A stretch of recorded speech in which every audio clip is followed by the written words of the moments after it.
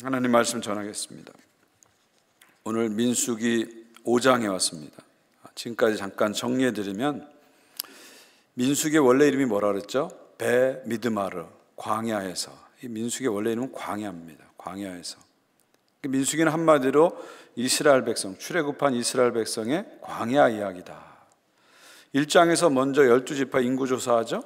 2장에서 성막 중심으로 진영을 갖추고 행진할 때 순서대로 질서대로 행진할 것을 말씀하시죠. 또 3장에서 12지파에 들어가지 않은 레인에 대한 인구조사가 나오고 그들의 특별한 사명을 말씀하시죠.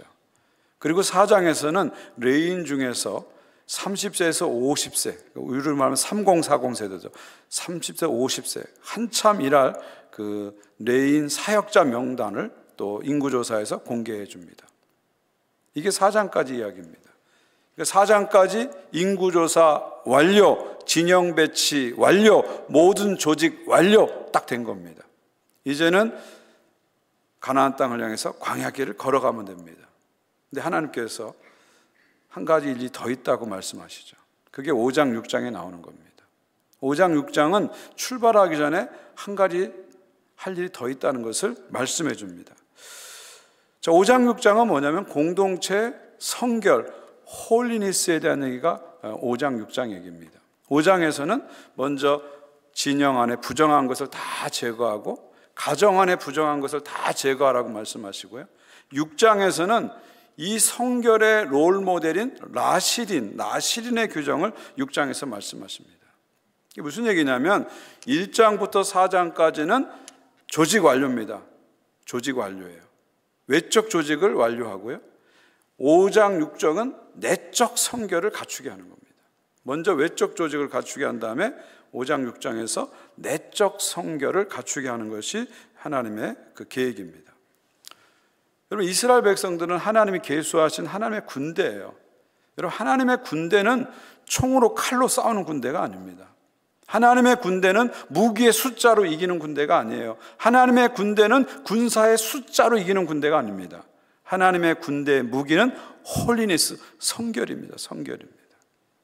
하나님을 향한 믿음과 하나님 앞에서 성결이 하나님의 군대의 무기인 것이죠. 그래서 하나님께서 먼저 성결을 말씀하시는 거예요. 5장, 6장에서 성결에 대해서 말씀하시는 겁니다. 세 가지 성결을 말씀하시는데 1절부터 4절은 외적 성결이에요. 전염병을 제거하는 것.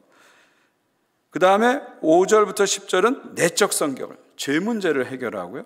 11절부터 31절은 가정의 성결, 외도, 불륜을 제거하면서 가정의 성결을 말씀하십니다. 자, 먼저 첫 번째 외적 성결입니다. 진영 안에 부정한 것을 제거해서 이 캠프를, 진영을 깨끗하게 하라고 하시죠. 2절을 보십시오. 이스라엘 자손에게 명령하여 모든 나병 환자, 유출병 있는 자와 주검으로 부정하게 된 자를 다 진영 밖으로 내보내되. 여기 부정한 자란 말이 나와요. 영어로 보니까 unclean people, 깨끗이 못한 자예요. 이 unclean people을 진영 밖으로 일시적으로 격리시켜서 진영 안을 클린하게 만들다, 깨끗하게 만들다, 그런 말이죠. 세 가지 종류의 부정한 사람이 나오죠. 먼저 나병 환자가 나옵니다. 옛날에는 문둥병자로, 옛날 성경은 문둥병자로 했죠. 원래 정확한 메디컬 텀, 의학 용어는 한센병입니다. 한센병. 이 나병은 아주 인류 역사와 같이 가는 병입니다. 미이라, 이집트의 미이라에도 나균이 나올 정도니까 얼마나 오래된 병입니까? 그러다가 1873년에 노르웨이 의사 닥터 한센이 현미경으로 이 나균을 발견하죠. 그래서 한센병이 된 겁니다. 나병의 특징은 뭐죠? 아주 강한 전염성이 있다는 거죠. 두 번째, 유출병입니다. 유출병은 뭐냐면 몸에서 액체가 흘러나오는 거예요. 뭐 예를 들면 고름이라든지 정액이라든지 피가 나오는 걸 말합니다. 이 비정상적으로 액체가 몸에서 나오는 게 유출병입니다. 보통 여성들은 부인과 질환과 관련이 있고 남성들은 성병과 관련이 있는 것이죠. 세 번째로 주검으로 부정하게 된 자, 이건 시체를 만져서 부정하게 되는 거죠. 구약 성경은 시체를 만지면 부정하게 된다, 이런 이제 말씀이 있죠. 그래서 6장에 가서 나시린 규정을 볼 때 첫 번째 조건이 뭐예요? 시체를 만지지 말라, 이렇게 나오는 겁니다. 자, 나병, 유출병, 시체를 먼저 부정하게 되는 거. 이 세 가지의 공통점은 뭐죠? 전염성이 강하다는 겁니다. 나병을 통해서, 유출병을 통해서, 시체를 통해서 세균이 전염되는 거죠. 그래서 이런 사람들을 진영 밖으로 일시적으로 격리하라는 거예요. 격리하라는 거예요. 그래서 진영을 깨끗하게 하라는 거죠.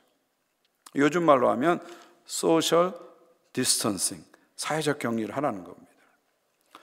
우리가 코로나 3년을 겪으면서 이 사회적 격리가 전염병 예방에 얼마나 중요한지를 우리는 몸소 체험했죠. 근데 하나님께서는 3,500년 전에 소셜 디스턴싱, 사회적 격리를 말씀하시는 거예요. 얼마나 놀라운 말씀입니까? 여러분, 중세시대에 유럽에서는 흑사병이 유행했어요. 그 흑사병으로 유럽 인구의 3분의 1이 줄어들었습니다. 그런데 유대인들은 거의 죽지 않았습니다. 근대에 와가지고 유대인들은 유럽에서 아주 밀집된 지역에, 제한된 밀집된 구역에 살았어요. 이걸 게토라고 합니다. 게토화돼서 살았어요. 그래서 유럽 본토인보다 유대인의 그 밀집도가 4배가 높습니다. 4배가 높아요. 근데 유아 사망률은 2배가 낮습니다. 2배가 낮아요.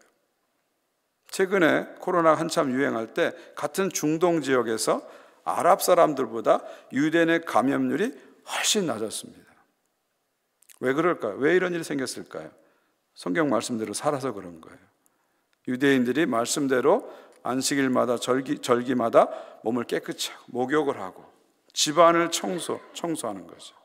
그리고 가장 먼저 부패하는 피를 먹지 않는 겁니다.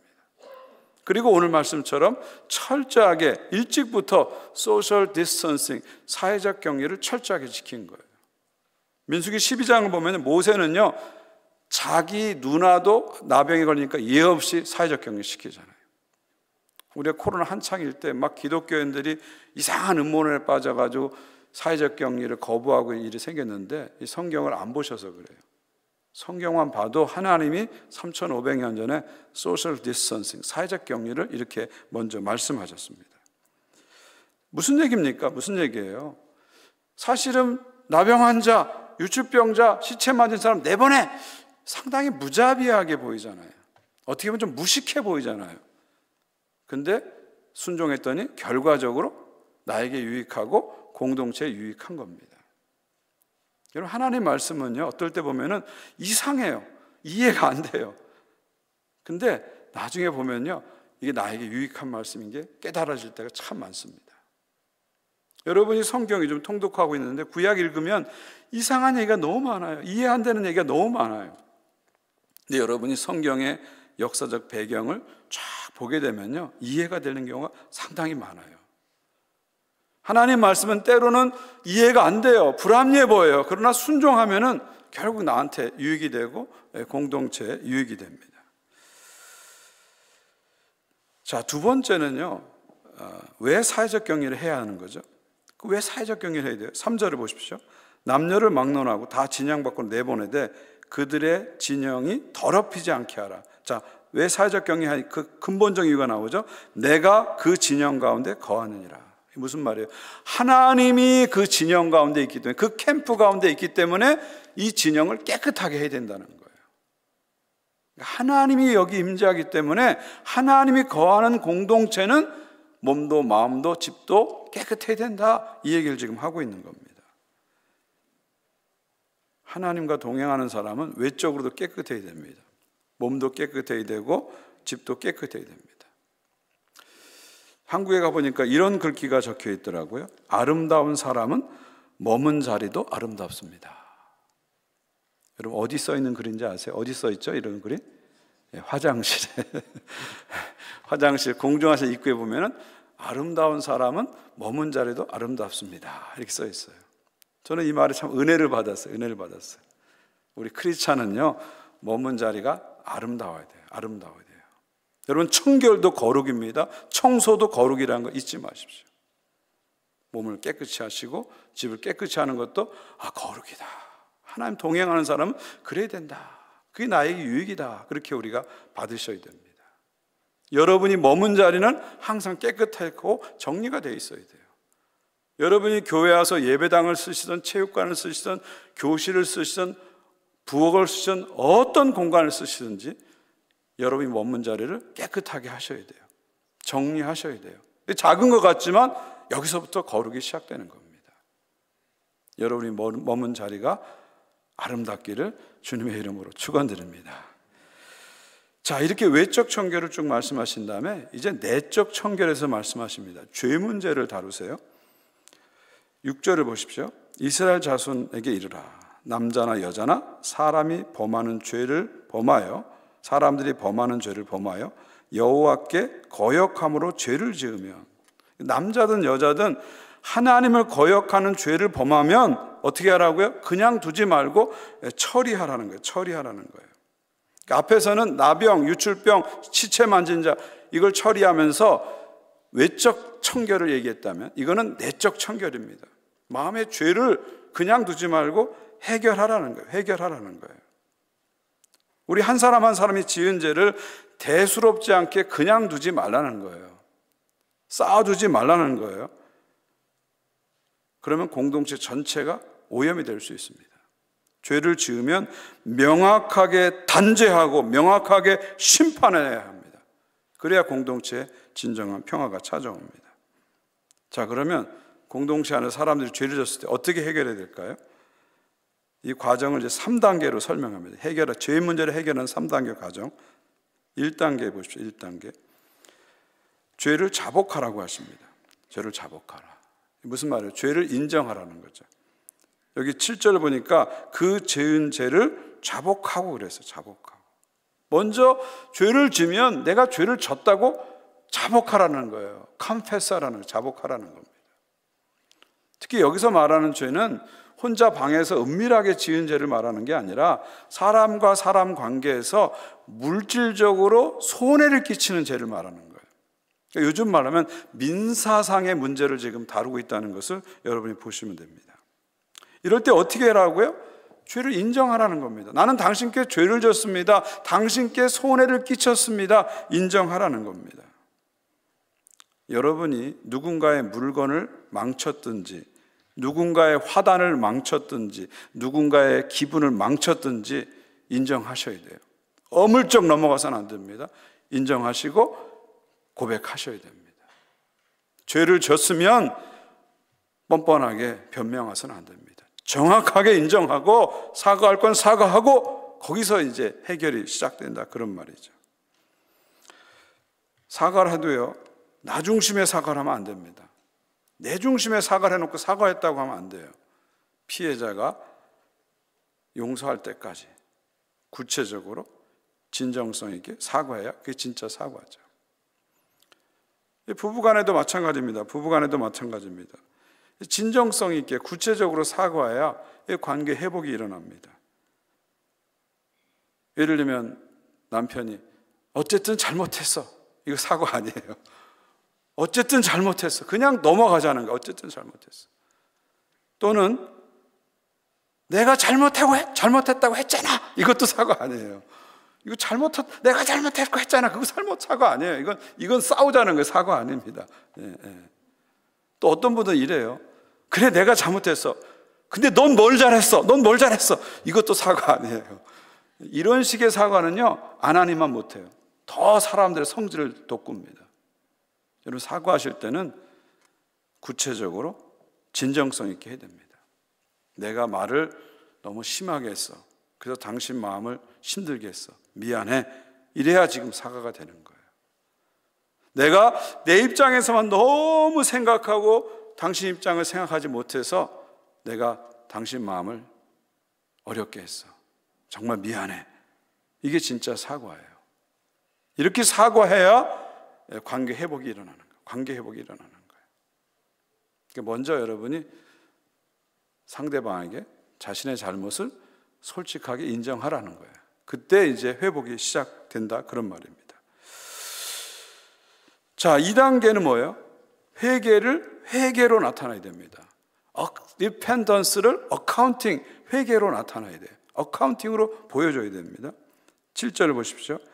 그 죄은 죄를 자복하고 그 죄값을 온전히 갚되 5분의 1을 더하여 그가 죄를 지었던 그 사람에게 돌려줄 것이요.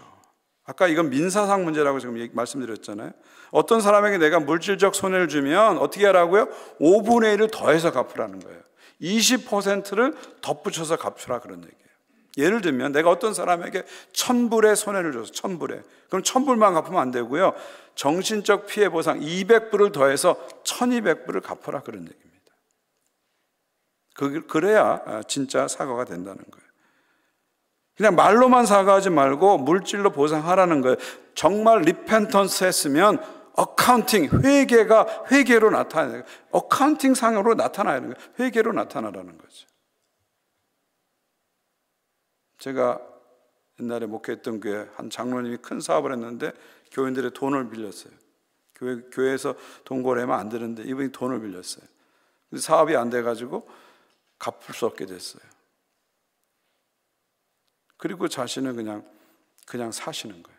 나중에 보니까 나름대로 돈을 챙겨 놓으시고 자식들 주시고 잘 살고 계시더라고요. 근데 교인들한테는 안 갚아버렸어요. 이거는 회개가 아닙니다. 내가 어렵더라도, 내가 못 먹더라도 남에게 손해를 끼쳤으면 갚아야 돼요. 그게 진정한 회개입니다. 여러분, 삭개오를 보십시오. 예수를 만나고 뭐라고 얘기했어요? 내가 누구한테 속여서 빼앗은 것이 있으면 몇 배를 갚는다 그랬어요? 4배를 갚는다 그랬어요. 4배를. 5분의 1이 아니라 삭개오는 4배를 갚겠습니다. 예수님께 약속하잖아요. 그때 예수님 뭐라고 말씀하세요? 이 집에 구원이 이르렀다. 그러니까 진정한 회개는 회개로 가야 돼요. 보상해 줘야 돼요. 이게 진짜 회개라는 것입니다. 마지막 세 번째는 죄 문제를 어떻게 풀어야 돼요? 하나님과 풀어야 돼요. 제사를 드려야 됩니다. 8절 보십시오. 만일 죄값을 받을 만한 친척이 없으면 그 죄값을 여호와께 드려 제사장에게 돌릴 것이니 이는 그를 위하여 속죄할 속죄의 순양과 함께 드릴 것이니라. 이게 무슨 얘기입니까? 내가 어떤 사람에게 손해 끼쳤어요. 근데 그 당사자가 죽었어요. 가족도 없어요. 친척도 없어요. 그때 어떻게 하라고요? 하나님 감사합니다. 그리고 도망가지 말라는 거예요. 그럴지라도 원금의 5분의 1 더해가지고 20% 더해가지고 누구한테 갖다 줘요? 제사장에 갖다 주고 제사를 드리라는 겁니다. 아무리 오래된 문제라도, 아무리 사람들이 잊어버렸어라도 해결할 것은 해결하라, 그런 말이에요. 해결할 것은 해결하라, 그런 얘기예요. 결국 오늘 이 말씀은, 이 두 번째 파트의 말씀은 공동체 죄를 철저하게 처리하라는 거예요. 대충 넘어가지 말라는 겁니다. 죄가 그만큼 공동체를 오염시키고 공동체를 무너뜨릴 수 있기 때문에 죄를 확실하게 처리하라, 엄중한 경고의 말씀을 주시는 거죠. 마지막 세 번째 11절부터 31절은 이 가정의 거룩함에 대해서 얘기합니다. 특별히 부부간의 외도, 불륜, 이 문제를 다루고 있어요. 사실은 오늘 본문 우리 김재호 목사님 읽으시면서 좀 불편했을 거예요.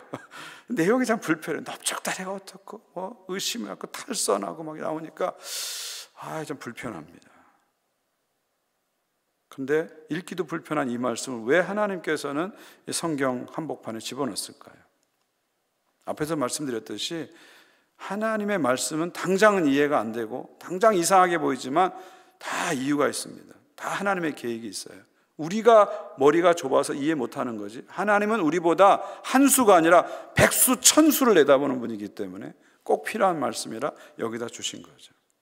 결국 마지막 파트는 가정의 부정을, 언클린을 제거해서 가정을 클린하게 만들라, 깨끗한 가정, 거룩한 가정을 만들라, 그런 얘기죠. 14절 보십시오. 그 남편이 의심이 생겨 그 아내를 의심하였는데 그의 아내가 더럽혀졌거나 또는 그 남편이 의심이 생겨 그 아내를 의심하였으나 그 아내가 더럽히지 아니하였든지. 부부간의 외도 문제를 다루죠. 어떤 분은 그럴까? 왜 여자의 외도만 다루지? 남자들이 더 하는데 그럴 수 있을 거예요. 사실 그래요. 통계적으로 남자가 외도를 더 합니다. 근데 왜 여자만 족칩니까? 이럴 수 있어요. 근데 구약에 이따 설명드리겠지만 구약의 역사적 배경을 좀 이해하시면 충분히 이해할 수 있습니다. 구약에서는 예를 들면 내가 결혼했는데 결혼한 여자를 건드렸다, 그럼 문제가 되는 거죠. 그러나 결혼하지 않은 여자를 내가 어떤 관계가 있다 그러면 첩으로 삼을 수 있잖아요. 시대가 그런 시대이기 때문에 특별히 여성에 대한 걸 다루는 거고요. 이것을 다루면서 여성을 어렵게 하는 게 아니라 뒤에 가서 말씀드리지만 여성을 이제 보호하는 하나님의 기가 막힌 계획이 있는 것을 볼 수가 있습니다. 두 가지 케이스를 여기서 얘기해요. 14절에서. 하나는 뭐냐면 아내가 외도를 했는데, 실제로 했어요. 근데 남편은 심증은 있는데 물증이 없는 거예요. 현장이 없는 거예요. 이 첫 번째 케이스가 그런 거고, 두 번째 케이스는 뭐냐면 아내가 외도를 안 했어요. 깨끗해요. 근데 남편이 쓸데없이 의심하는 거예요. 일종의 의처증 같은 거예요. 자, 이런 두 가지 케이스를 어떻게 해결할지에 대해서 하나님 말씀하시는데 15절부터 28절 보게 되면 아주 복잡한 과정이 쭉 나와요. 여러분이 읽은 내용입니다. 그리고 29절 가게 되면 이것을 의심의 법이라고 했어요. 남편의 의심을 해결하는 법이기 때문에 의심의 법이라고 이름을 붙입니다. 자, 7가지 절차를 통해서 이 의심의 법이 진행되는데요. 첫 번째 1단계는 제사장에 가서 제사를 준비하는 겁니다. 이런 일이 생기면 남편이 경찰서로 가지 말라는 거예요. 뭐 사설 탐정을 고용하지 말라는 거예요. 이것을 하나님께 가져오라는 겁니다. 여러분, 모든 문제 해결은 하나님께 달려있고 최종 심판관은 결국 하나님입니다. 하나님께 가져오라는 거예요. 가져와서 먼저 제사를 준비해요. 보리가루 10분의 1 에바를 준비하라 했어요. 이 10분의 1 에바면 요즘 말로 하면 2.2리터입니다. 상당히 많은 양의 보리가루죠. 이것을 빻아가지고 제사를 준비하라는 거죠. 2단계는 쓴물을 제조합니다. 쓴물을 어떻게 제조하냐면 물두멍의 물을, 2단계 보면 쓴물을 제조하라. 물두멍의 물을 가지고 거기다가 티끌을 집어넣는 거예요. 티끌을 집어넣어가지고 쓴물을 만드는 것이에요. 쓴물을 만드는 겁니다. 이 성경에서 티끌이라는 것은 죽음을 상징합니다. 그렇죠? 결국 인간은 티끌에서 와서 어디로 돌아가요? 티끌로 돌아가는 존재예요. 티끌을 넣어서 쓴물을 만든다. 이건 뭐예요? 이 물이 죽음을 초래할 수도 있다. 그만큼 엄중하다는 것을 보여주는 거죠. 3단계는 머리를 풀게 합니다. 여자가 머리를 풀면 이게 무서운 거예요, 여러분. 예. 이 전설의 고향 보면 대부분의 여자들이 머리를 풀고 나오잖아요. 예. 이 여자가 머리를 풀면 이게 무서운 겁니다. 이 여자가 머리를 푼다는 건 유대인들에게는 슬픔과 죽음을 상징하는 겁니다. 그러니까 머리를 푼다는 건 뭡니까? 이 일이 정말 죽고 살 수 있는 엄중한 문제라는 것을 이제 보여주는 겁니다. 4단계는 여인에게 맹세를 시켜요. 뭐라고 맹세를 시키냐면 네가 이 쓴물을 먹어서 죄가 없으면 네 의심이 해소되고 네가 가정으로 돌아간다는 거예요. 근데 만약에 이 쓴물을 먹고 네가 진짜 외도를 했으면 배가 부어오르고 넓적자리가 마를 것이다. 이건 뭘 말하는? 임신을 못한다는 거죠. 임신을 못하게 될 것이다. 이렇게 얘기합니다. 그 다음에 5단계 가면은요, 맹세 글을 쓴물에 넣습니다. 아까 쓴 그 맹세한 글을 쓴물에, 아까 만든 물에 집어넣어가지고 쓴물 제조를 이제 완성하게 되죠. 그리고 6단계는 제사장이 의심의 소재를 드립니다. 아까 2.2리터의 보리가루를 빻다 그랬잖아요. 이것을 소재로 드리는 거예요. 그레인 오퍼링, 이 곡식 제물을 드리는 거예요. 소재를 드리는 겁니다. 그리고 마지막 7단계는 드디어 그 여인이 이런 복잡한 과정을 통해서 만들어진 그 쓴물을 여인이 마시게 되는 거예요. 제사장 앞에서, 남편 앞에서 이제 마시게 되는 겁니다. 그래서 마셔서 외도를 안 했으면 아무 일도 안 일어나는 거예요. 그럼 이 여인은 해방되는 거예요. 자유케 되는 거예요. 근데 마셔서 그런 일이 일어나면은 결국 이 여인은 외도를 한 것으로 판정이 되는 거죠. 그리고 그 결과에 대해서 남편도 아내도 승복하게 되는 것입니다. 근데 여러분, 여기서 이 쓴물이 무슨 화학작용을 해가지고 그런 일을 일으킬까요? 그런 판별을 할 수 있는 그런 결과를 만들어낼까요? 마치 해리포터의 마법의 물처럼 마시면 막 이상해지는 그런 물일까요? 그런 건 아닙니다. 저는 이것은 이 복잡한 과정을 거치면서 하나님께서 일종의 고도의 심리 수사를 하시는 거예요. 그래서 저는 이것을 God's CSI 이렇게 붙이고 싶어요. 하나님의 CSI입니다. 하나님의 고도의 심리 수사를 하시는 거예요.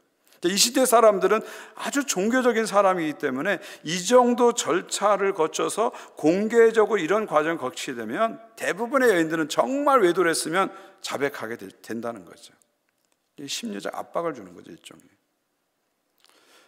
여러분, 솔로몬 왕이 두 여인이 와서 재판을 청하는 장면을 여러분 보셨을 거예요. 두 여인이 와가지고 한 아기를 놓고 다 자기 아기라고 막 우기는 겁니다. 그때 솔로몬 왕이 어떻게 판결을 내리죠? 이 아이를 반 잘라가지고 반반 나눠 가져라, 이렇게 얘기하죠. 그러자 진짜 엄마는 어떻게 합니까? 저 안 돼요, 안 돼요, 안 돼요, 저 아기 포기할게요, 그렇게 얘기해요. 근데 가짜 엄마는 어떻게 해요? 반이라도 주세요, 그렇게 얘기해요. 일종의 이게 뭡니까? 고도의 심리 수사를 솔로몬이 하는 거죠. 이 의심의 법도 결국 이런 복잡한 과정을 통해서 정말 죄를 졌으면 이 자백을 끌어내는 과정이라고 보시면 됩니다. 그리고 또 하나 뭡니까? 무죄한 여인을 보호하는 겁니다. 무죄한 여인을 보호해서 그 여인을 해방시키는 거예요. 이 당시는 아까 말씀드린 남성 중심의 사회입니다. 만약에 남편이 아내를 의심하잖아요. 그러면 얼마든지 때리고 학대해도 죄가 되지 않아요. 이 당시는 그렇다는 거예요. 그리고 이혼을 해도 이혼 사유가 충분히 됩니다. 의심했던 그 이하 하나만 이혼 사유가 충분히 되고요. 심지어 남편이 죽여도 벌을 받지 않을 수 있어요. 이런 사회입니다. 그래서 하나님께서 이런 복잡한 절차를 가져서 무죄한 여인을 보호해 주시는 거예요. 보호해 주시는 거예요. 보호해 주셔가지고 결국 그 여인이 가정으로 복귀하게 하시는 거예요. 그래서 아들, 딸 낳고 잘 살 수 있도록 만들어 주시는 것이다. 결국 이 과정은 하나님께서 여인을 보호하고 여성을 보호하고 가정을 거룩하게 만들고자 하는 하나님의 계획이라는 거죠. 이 당시 사람들의 수준에 맞게 하나님이 이렇게 종교적 절차를 만드셨다고 보시면 됩니다. 여기 31절 보면 남편은 무죄할 것이요 여인은 죄가 있으면 당하리라. 여성들이 이 31절 읽고 되게 불편하실 겁니다. 그렇죠? 남자는 무죄하고 여자는 죄가 있으면 당한다. 하나님 여성 차별주의자야. 하나님도 남자네, 남자 편만 드시네, 이렇게 생각할 수 있어요. 그렇지 않습니다. 이건 무슨 얘기냐면 앞에서 말씀드린 대로 무죄한 여인을 보호하는 하나님의 놀라운 계획이 있는 거예요. 그리고 남자들에게 야, 속 좁게 속으로만 끙끙끙거리지 말고 갖고 나와. 내가 너한테는 죄를 묻지 않을 테니까 갖고 나오라는 거예요. 그래서 사법적 절차, 공개적 절차를 통해서 문제를 해결하고 가정을 회복시키고자 하는 하나님의 한 수 위의 생각이 여기에 들어가 있는 것입니다. 여러분 성경을 읽으실 때 오늘날 기준으로 자꾸 보시면 안 되고요. 당시에 돌아가서 보셔야 됩니다.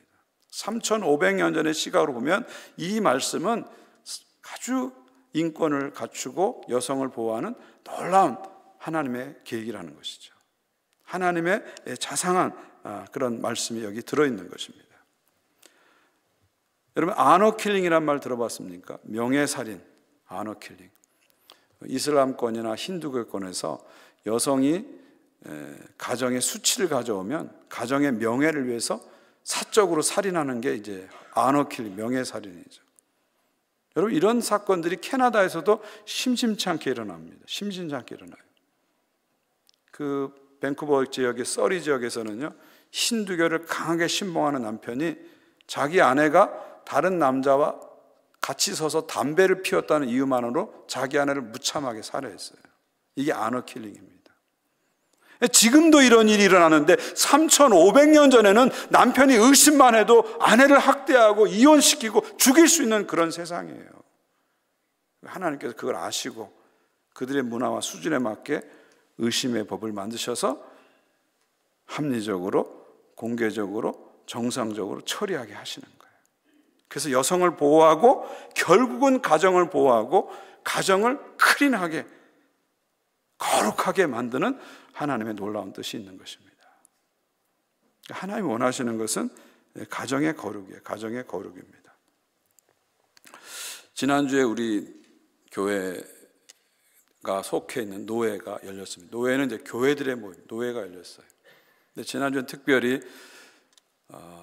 닥터 패트리샤 더처 월스라는 아주 북미의 저명한 구약성경 신학자인데 이분이 총회장입니다. 총회장님이 노회에 오셨어요. 그래서 제가 노회장으로서 우리 총회장님에게 인사하는 시간이 있었습니다. 그래서 그분에게 제가 인사를 드렸어요. 공개적으로. 우리 캐나다 장로교가 100여 년 전에 한국 땅에 와서 특별히 함경도와 만주 지역에 와서 복음을 전해주고 교회를 세워준 게 너무 감사하다고 인사를 드렸어요. 특별히 캐나다 장로교 선교사들이 미국 선교사와 달리 한국 사람의 편에 서, 일본 사람의 편에 서지 않고 한국 사람의 편에 서서 한국민의 고통을 이해해주고 평등하게 대해준 것이 너무 감사하다고 인사를 드렸어요. 그리고 또한 캐나다 장로교회가 우리 이민 온 한국 이민자들을, 캐나다 땅에 이민 온 한국 이민자들을 잘 대해주고 또 교회를 세우는데 도와준 것에 감사드렸어요. 우리 교회도요, 58년 전에 630 스파다냐 에베뉴에서 캐나다 장로교회 건물에서 우리 교회가 시작된 거예요. 감사를 드렸어요. 그러면서 제가 드리는 말씀 뭐냐면, 그 다음 드린 말씀 무슨 말씀 드렸냐면, 우리 한국 사람들은 하나님이 정하신 성은 남성과 여성뿐이라고 분명하게 믿습니다. 우리 한국 사람들은 하나님이 정하신 결혼은 한 남자와 한 여자의 결합이라고 분명히 믿습니다. 그것을 말씀드렸어요. 그리고 이 신앙은 우리가 포기할 수 없는 신앙입니다. 우리가 이 신앙을 고백하면서 캐나다 장로교단 안에서 하나님 나라를 같이 세워갈 수 있게 해달라고 그렇게 호소를 했습니다. 여러분, 우리는 가정의 거룩함을 지켜야 되죠. 주님 오실 그날까지 타협하지 않고 후퇴하지 않고 교단 안에서 또 캐나다 땅 안에서 하나님이 세우신 거룩한 질서와 가정을 지켜가는 일에 헌신해야 합니다. 여러분들 늘 관심을 가지시고 같이 기도해 주시면 좋겠습니다. 그러나 여러분, 우리가 동성애를 반대한다고 해서 자동적으로 우리 가정이 거룩해지는 건 절대 아닙니다. 우리 이성애자들도 얼마나 많이 가정에 오염이 있습니까? 얼마나 많은 문제가 있습니까? 알게 모르게 스며든 음란이 우리 가정을 무너뜨리고 있습니다. 하나님이 원하시는 것은 가정의 거룩이에요. 하나님의 질서 안에서 가정이 거룩해지길 원합니다. 예수님께서 우리를 위해서 십자가에 죽으셨습니다. 오늘 민수기 5장에 나오는 모든 사람들 다 예수님 만지고 만난 사람들 아니에요. 문둥병자 예수님 만나셨잖아요. 그리고 만지셨잖아요. 유출병자 38년 된 병자도 만나시고 12년 된 혈류병 걸린 여인도 주님께서 만나셨잖아요. 그리고 죽어간 소녀의 시체를 만지시고 달리다꿈 일어나게 하셨잖아요. 그리고 세리와 창녀 같은 죄인을 만나시고 특별히 가늠하다 현장에서 잡힌 여인까지 만나주시고 용서해 주시고 새롭게 해주셨잖아요. 예수님 십자가에 죽으시고 부활하심으로 우리의 모든 죄를 다 씻어주셨습니다. 우리 지금 은혜의 시대에 살고 있는 거예요. 더 이상 율법이 아니라 은혜 아래 사랑 아래 살고 있는 것입니다. 예수의 피로 우리를 깨끗하게 씻겨주셨습니다. 우리는 거룩하게 되었어요. 그리고 우리를 주님께서 거룩으로 초대하십니다. 우리 공동체를 우린 거룩하게 만들어 가야 돼요. 깨끗하게 만들어 가야 돼요. 우리 가정을 거룩하게 만들어 가야 돼요. 깨끗하게 만들어 가야 됩니다. 한 주간 사시면서 오늘 말씀 기억하면서 내가 사는 자리를 아름답게 만드시고요. 내 마음을 정결하게 하시고요. 예수님 나를 거룩하게 하셨사오니 나도 거룩하길 원합니다. 내 마음을 만져주시고 내 영혼을 붙잡아 주셔서 늘 신실하게 진실하게 거룩하게 깨끗하게 살아갈 수 있게 도와주옵소서. 세상 속에서 하나님의 거룩을 이루어가는 삶을 살 수 있도록 성령님 도와주옵소서. 그런 기도를 함께 드리면서 한 주간 살아가시기를 주님의 이름으로 축원드립니다.